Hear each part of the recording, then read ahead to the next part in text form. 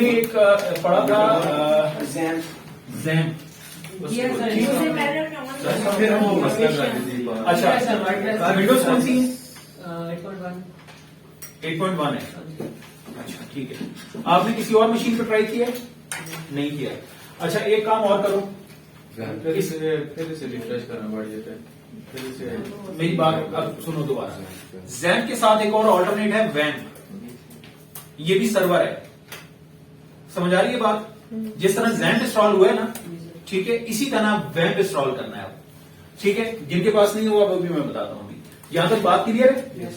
मैंने क्या बताया? वैम्प सर्वर इंस्टॉल करना है। ठीक है, जिस तरह आप लोगों ने जैम्प को डाउनलोड किया था उसी तरह वैम्प डाउनलोड होगा। ठीक है, WAMP वैम्प सर्वर लिखोगे तो ये डाउनलोडिंग इसका ऑप्शन आपके पास आ जाएगा। ठीक है, लेकिन आपने इसकी साइट से जाके डाउनलोड करना है। अजीज उसको एक दफा रिकन्फर्म करो। ऑन आ रहा है? Yes sir. वैम्प जो है वो बेसिकली आपके पास, मैंने आपको दूसरा ऑप्शन बता दिया। हमने लास्ट लेक्चर में आई थिंक इसका शायद जिक्र नहीं किया था। ठीक है, वैम्प जो है, अच्छा दोनों में फर्क क्या है ये भी बता देता हूं। जैम्प जो है ये क्रॉस प्लेटफॉर्म सॉफ्टवेयर है। बेसिकली क्रॉस प्लेटफॉर्म मसलन ये लिनक्स पे भी चलेगा, यूनिक्स पे भी चलेगा, ये विंडोज पे भी चलेगा। समझ आ रही बात? वैम्प जो है ये सिर्फ और सिर्फ विंडोज के लिए डिजाइन हुआ है।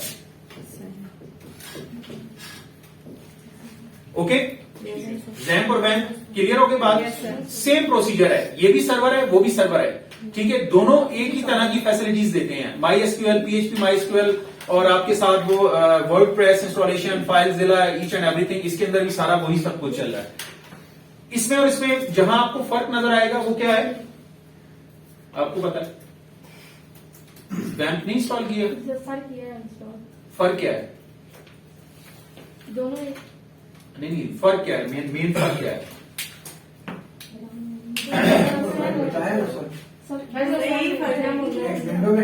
ये तो मैंने डिस्क्राइब कर दिया ना, ये तो मैंने फर्क बता दिया। मैं प्रैक्टिकली बात कर रहा हूँ कि प्रैक्टिकली एनवायरनमेंट का क्या फर्क है। देखो ये कंफ्यूज नहीं होते इन चीजों में। ये देखो htdocs का मैंने फोल्डर बताया था, ये बताया था। दूसरी तरफ क्या बताया था? www का फोल्डर। बस ये फर्क है। समझ आ रही है बात? जैम्प इंस्टॉल करोगे तो आपने अपने सारे एलिमेंट्स, जितनी भी वर्डप्रेस जो भी कर रहे थे, हम किस में कर रहे थे? htdocs के अंदर काम कर रहे थे। ठीक है, जब आप वैम्प इंस्टॉल करोगे तो वहां पर htdocs नहीं ढूंढते रहना, वहां पर आपके पास फोल्डर होगा www का। क्या बनता है www से?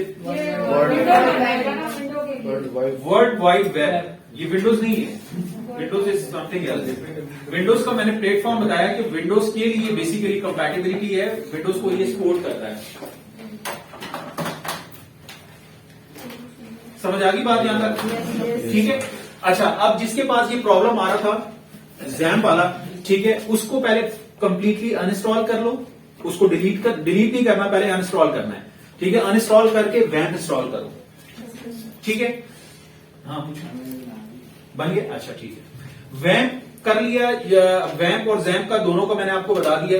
ये लोकल मशीन्स के ऊपर आपके एज अ सर्वर बेस्ड चल रही है। ठीक है, यहां तक क्लियर है बात? यार एक काम करें आप लोग प्लीज, एक काम करें, आप पहले मेरे लेक्चर को ना कंप्लीट सुन लिया करें, फिर साथ साथ इंप्लीमेंट किया करें। पता क्या है, इस तरह आप कंफ्यूज होंगे, मैं आगे चला जाऊंगा, आप पीछे रह जाओगे। ठीक है, तो मैच होना मुश्किल हो जाएगा।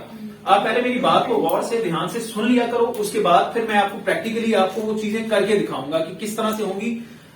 देख के बहुत सारी चीजें समझ आ जाएंगी आपको। ठीक है, अगर आपका ध्यान स्क्रीन पर रहेगा तो फिर आप कंफ्यूज रहोगे। मेरी बात पहले सुन लो ध्यान के साथ, मैं क्या बता रहा हूं, कैसे बता रहा हूं, एज इट इज। अगर ये स्टेप आपको समझ आ गई तो इसमें से एज इट इज यही प्रोसीजर आपका आगे गो थ्रू होगा, इसमें कोई चीज मिसिंग नहीं होगी। लास्ट हमने इंस्टॉलेशन तक हमने कर ली। मैंने आपको बता दिया कि जी आप जैम्प कर लो। अभी मैंने आपको वैम्प का भी ऑप्शन दे दिया। जो विंडोज 10 के जो यूजर्स हैं वो इसको करके एक दफा देख लो कहां पर प्रॉब्लम आ रहा है। अच्छा, कुछ के पास अगर कोई कॉन्फ्लिक्ट आ भी रहा है इन केस, ठीक है जी, तो इसको जो है वो आप इसको देखो कि कहां पर कोई सिक्योरिटी, बाजू का आपके सिस्टम के ऊपर कोई सिक्योरिटी या बग इस तरह का होता है जो किसी नई एप्लीकेशन को काम नहीं करने देता। ठीक है, अब स्पेशली जब आप डाउनलोड्स कर रहे होते हो तो आपके सिस्टम के ऊपर मॉलवेयर्स आ जाते हैं, बहुत सारे जिसको कहते हैं ना, आप बैक एंड पर बहुत सारी एप्लीकेशन चल रही होती हैं। कभी आप उसकी वो देखो ना, टास्क मैनेजर जो होता है, अगर आप करो ना इसके ऊपर कंट्रोल F4 करो अगर आप, तो वो आपको टास्क मैनेजर ओपन कर देगा वहां पर। तो टास्क मैनेजर में देखो बहुत सारे प्रोग्राम्स ऐसे होंगे जो आपको खुद भी नहीं पता होंगे वो बैक एंड पर काम कर रहे हैं। एक तो उससे आपकी सिस्टम की परफॉर्मेंस जो है वो डिस्टर्ब हो जाती है, सिस्टम स्लो डाउन हो जाएगा, और बाकी वो बाजू का ये करता है कि किसी भी नई एप्लीकेशन को आपस में कॉन्फ्लिक्ट करता है, तो वो इसको इंस्टॉल नहीं होने देगा। ठीक है, तो ये सारी चीजें, इन पैरामीटर्स को आप लोग जरा एक दफा चेक कर लेना। सर एक क्वेश्चन है जी प्लीज। सर, जो आप बता रहे हैं टास्क मैनेजर में वो प्रोग्राम चल रहे होते हैं .exe वाले, सर तो उसमें डिफरेंशिएट किस तरह करेंगे कि आया ये मैलिशियस फाइल है या वो सही है? देखें, जो विंडोज की अपनी एप्लीकेशंस होती हैं, ये विंडोज की जो एप्लीकेशन, ये तो आपको खुद भी पता होगा ना कि आपने इन फ्रंट कौन कौन सी एप्लीकेशन इस्तेमाल की हुई है। नहीं सर, कुछ सिस्टम की भी होती है, उनके नाम सिस्टम, वो सिस्टम जो विंडोज की होती है उसके साथ विन लिखा हुआ होता है। जो विंडोज की अपनी एप्लीकेशन चल रही होती है वो सारी सर्विसेज विन के साथ चल रही होती हैं। ठीक है, वो आपको खुद ही पता चल जाएगा, उसमें आपको कुछ करने की जरूरत नहीं है। जो मॉलवेयर की एप्लीकेशन हैं, जो मॉलिशियस आपके पास एप्लीकेशन चल रही होंगी, उनकी कोई डेफिनेशन नहीं होगी, ना आपने कभी उनका नाम देखा होगा, ना पढ़ा होगा, ना सुना होगा। ठीक है, XYZ के नाम से अगर कोई एप्लीकेशन चल रही है तो आपको खुद नोटिस करना चाहिए ना कि ये एप्लीकेशन तो मैंने इंस्टॉल नहीं की अपने सिस्टम पर, ये कहां से चल रही है। बात समझ आ रही? असल में मॉनिटरिंग नहीं है हमारी ना, हम तो फ्रंट एंड के सारे यूजर्स हैं, हमें बैक एंड मॉनिटरिंग हमारी है ही नहीं। ठीक है, इसीलिए तो हम बार बार, कितनी दुनिया ने कमाया है विंडोज इंस्टॉल कर करके। आप लोगों ने नहीं लेके गए विंडोज के सिस्टम कभी दुकानों पे? लेके जाते रहे ना सीडी से इंस्टॉल कराने के लिए। ज्यादा दूर की बात नहीं है, 2004-5 की होगी मेरा ख्याल मैक्सिमम। USB से वायरस आ जाएगा। चलो अब तो है ना, अभी इसलिए बता रहा हूँ कि अब ये सिस्टम ना, वरना एक दुनिया जो थी उससे विंडोज के आधी आधे जो है ना मैल खड़े किए हुए, 500 रुपए लेते थे इंस्टॉलेशन के। हाँ, 500 रुपए जो थे वो खाली इंस्टॉलेशन की दुनिया लेती रही है। ये वॉलपेपर चेंज करना है, इसमें वो विनम इंस्टॉल करना है। ठीक है, अब तो खैर विनम का नाम ही चला गया, आपने सिर्फ कितनों को पता भी नहीं होगा, अब तो VLC है। हमसे क्यों नहीं कराते लोग? क्या चीज?